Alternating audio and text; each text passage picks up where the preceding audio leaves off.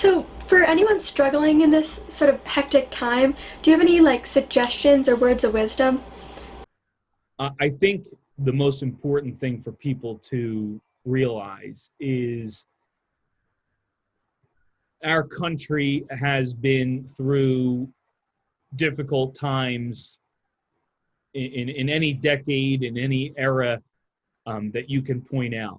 And Middletown was founded in 1664, and we are a nation that was formed, over 100 years later. So not only does our township, but our country has had its fair share of problems and times of peril. And what is most wonderful to see is that even during this difficult time, we're watching this pandemic not only affect our state, our town, but obviously our country and other countries all throughout the world.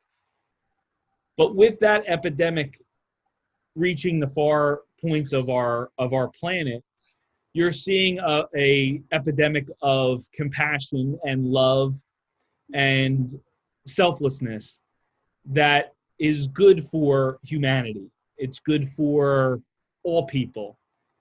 You're too young to. You probably weren't even born during 9/11. Yeah.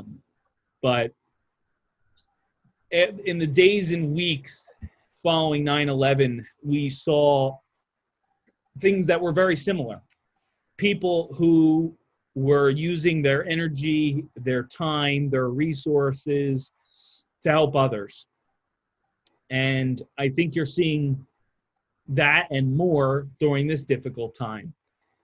Often we look at police officers and firefighters and EMTs as the frontline heroes.